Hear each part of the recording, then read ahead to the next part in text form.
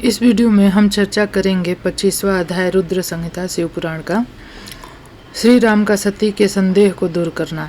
श्री राम बोले, हे देवी सती, प्राचीन काल की बात है। एक बार भगवान शिव ने अपने लोक में विश्वकर्मा को बुलाकर उसमें एक मनोहर गौशाला बनवाई जो बहुत ही बड़ी थी। उसमें उन्होंने एक मनोहर विस्तृत भवन का निर्माण कराया।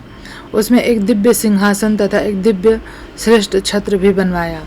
यह बहुत ही अद्भुत और परम उत्तम था। तत्पश्चात उन्होंने सब ओर से इंद्र, देवगणों, सिद्ध, गंधर्वों, समस्त उपदेवों तथा नाग आदि को भी शीघ्र ही उस मनोहर भवन में बुलवाया।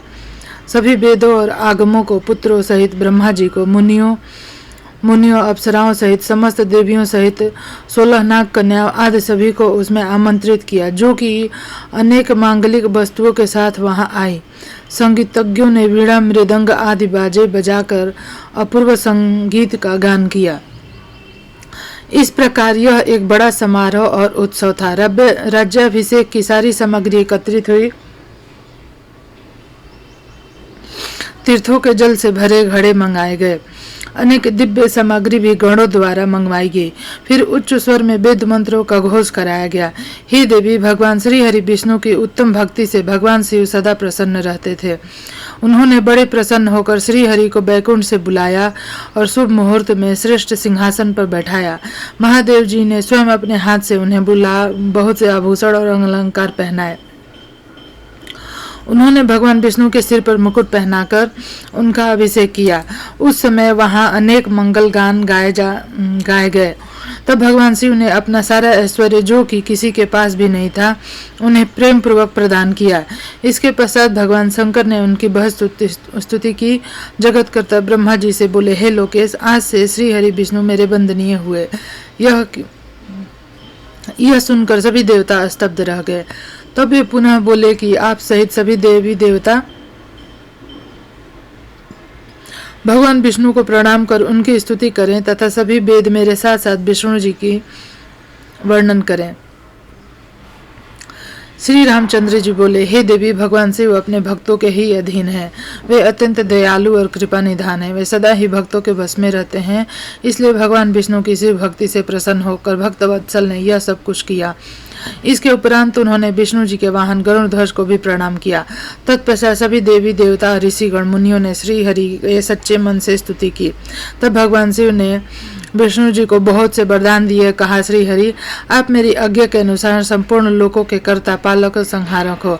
धर्म, अर्थ, काम के दाता, बुरे अथवा अन्याय करने वाले, दुष्टों को दंड नाश करने वाले हैं। आप पूरे जगत में पूजित हो। सभी मनुष्य सदैव आपका पूजन करें।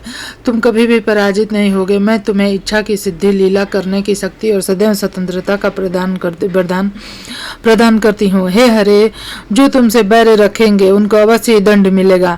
मैं तुम्हारे भक्तों को भी मोक्ष प्रदान करूंगा और उनके सभी कष्टों को भी निवारण करूंगा।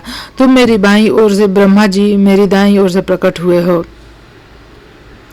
तुम मेरी बाईं भुजा से, ब्रह्मा जी मेरी दाईं भुजा से प्रकट हुए हो।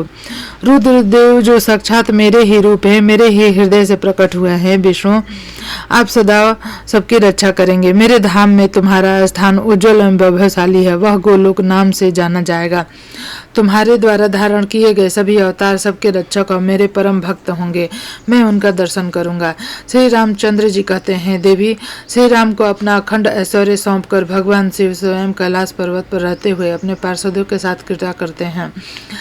तभी भगवान लक्ष्मीपति विष्णु गोप वेश धारण करके आए और गोपी गौओं के स्वामी बनकर प्रसन्नता पूर्वक विचरने लगे, जगत की रक्षा करने लगे। वे अपने प्रकार के अवतार ग्रहण करते हुए जगत का पालन करने लगे। वे ही भगवान शिव की आज्ञा से 4 भाइयों के रूप में प्रकट हुए। अभी इस समय मैं विष्णु ही अवतार रूप में प्रकट होकर 4 भाइयों में सबसे बड़ा राम हूँ। दूसरे भरत है, तीसरे लक्ष्मण, चौथे भाई शत्रुघ्न हैं। मैं अपनी माता के आदेशानुसार वनवास भोगने के लिए लक्ष्मण और सीता के साथ इस वन में आया हूँ। किसी राक्षस ने मेरी पत्नी सीता का हरण कर लिया है। मैं यहाँ वहाँ भटकता हुआ अपनी पत्नी को ही ढूंढ रहा हूँ। सौभाग्यवश मुझे आपके दर्शन हो गए। अब निश्चय ही मुझे मेरे कार्य में सफलता मिलेगी। हे माता, आप मुझ पर कृपा दृष्टि करें और मुझे यह वरदान दे कि मैं यह पापी राक्षस को मारकर अपनी पति सीता को उसके चंगुल से मुक्त करा सकूं। मेरा यह महान सौभाग्य है कि मुझे आपके दर्शन प्राप्त हुए, मैं धन्य हो गया। इस प्रकार देवी की अनेक प्रकार से स्तुति करके श्री राम ने ही उन्हें अनेक बार प्रणाम किया। श्री राम की बातें सुनकर सती मन ही मन बहुत प्रसन्न हुई और भक्त वत्सल भगवान शिव की स्तुति एवं चिंतन करने लगी। अपनी भूल पर उन्हें लज्जा आ रही थी। वे उदास मन से शिव जी के पास चल दी। वे रास्ते में सोच रही थी कि मैंने अपने पति महादेव जी की बात ना मानकर बहुत बुरा किया। श्री राम जी के प्रति बुरे विचार अपने मन में लाई। अब मैं भगवान शिव को क्या उत्तर दूंगी। उन्हें अपनी करनी पर बहुत पश्चाताप हो रहा था। वे शिव जी के समीप गई और चुपचाप खड़ी हो गई। सती को इस प्रकार चुपचाप और दुखी देखकर भगवान शंकर ने पूछा, देवी, आपने श्री राम की परीक्षा किस प्रकार ली? यह प्रश्न सुनकर देवी सती चुपचाप सिर झुकाकर खड़ी हो गई। उन्होंने शिव जी को कोई उत्तर नहीं दिया। वे असमंजस में थी कि क्या उत्तर दें, लेकिन महायोगी शिव ने ध्यान से सारा विवरण जान लिया और उनका मन से त्याग कर दिया। बुरे विचार लाए। अब मैं भगवान शिव को क्या उत्तर दूंगी। उन्हें अपने करनी पर पश्चाताप हो रहा था। वे शिव जी के सम्मुख गईं और चुपचाप खड़ी हो गईं। सती को इस प्रकार चुपचाप और दुखी देखकर भगवान शंकर ने पूछा, देवी, आपने श्री राम की परीक्षा किस प्रकार ली? यह प्रश्न सुनकर देवी सती चुपचाप सिर झुकाकर खड़ी हो गई। उन्हें शिव जी को कोई उत्तर नहीं दिया। वे असमंजस में थीं कि क्या उत्तर दें, लेकिन महायोगी शिव ने ध्यान से सारा विवरण जान लिया और उनका मन से त्याग कर दिया। भगवान शिव ने सोचा, अब यदि मैं सती को पहले जैसा ही स्नेह करूंगा तो मेरी प्रतिज्ञा भंग हो जाएगी। वेद धर्म के पालक शिव जी ने अपनी प्रतिज्ञा पूरी करते हुए सती का मन से त्याग कर दिया। फिर सती ने कुछ न कहकर वे कैलाश की ओर बढ़े। मार्ग में सबको, विशेषकर सती जी को सुनने के लिए आकाशवाणी हुई, महायोगी शिव, आप धन्य हैं। आपके समान तीनों लोकों में कोई भी प्रतिज्ञा पालक नहीं। इस आकाशवाणी को सुनते ही देवी सती शांत हो गई। उनकी कांति फीकी पड़ गई। तब उन्होंने भगवान शिव से पूछा, हे प्राणनाथ, आपने कौन सी प्रतिज्ञा की है? कृपया आप मुझे बताइए। परंतु भगवान शिव ने विवाह के समय भगवान विष्णु के समक्ष जो प्रतिज्ञा की थी उसे सती को नहीं बताया। तब देवी सती ने भगवान शिव का ध्यान करके उन सभी कारणों को जान लिया जिनके कारण भगवान ने उनका त्याग कर दिया था। त्याग देने की बात जानकर देवी सती अत्यंत दुखित हो गए।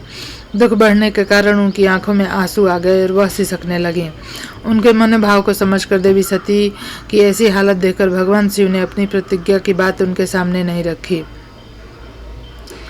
तब सती का मन बहलाने के लिए शिव जी उन्हें अनेकानेक कथाएं सुनाते हुए कैलाश की ओर चल दिए। कैलाश पर पहुंचकर शिव जी अपने स्थान पर बैठकर समाधि लगाकर ध्यान करने लगे। सती ने दुखी मन से अपने धाम में रहना शुरू कर दिया। भगवान शिव को समाधि में बैठे हुए समय बीत गया, बहुत समय बीत गया। तत्पश्चात शिव ने अपनी समाधि तोड़ी। जब सती को पता चला कि वे तुरंत शिव जी के पास दौड़ी चली आईं। वहां आकर उन्होंने शिव जी के चरणों में प्रणाम किया। भगवान शिव ने उन्हें अपने सम्मुख आसन दिया और उन्हें प्रेम पूर्वक बहुत सी कथाएं सुनाई। से देवी सती का शोक दूर हो गया, परंतु शिव जी ने अपनी प्रतिज्ञा नहीं तोड़ी। हे नारद, ऋषि मुनि आदि सभी शिव और सती की इन कथाओं को उनकी लीला का ही रूप मानते हैं, क्योंकि वे तो साक्षात परमेश्वर हैं, एक दूसरे के पूरक है। भला उनमें वियोग कैसे संभव हो सकता है? सत्य और शिव वाणी अर्थ की भांति एक दूसरे से मिले हुए हैं, उनमें वियोग होना असंभव है।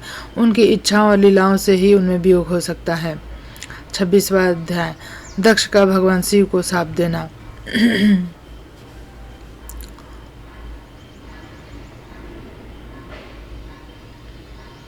इस वीडियो पे चर्चा हम इस विषय पे चर्चा अगले वीडियो में करेंगे। आपको यह वीडियो कैसा लगा जरूर से बताएं। चैनल को सब्सक्राइब करें, वीडियो को लाइक करें और शेयर भी करें। धन्यवाद।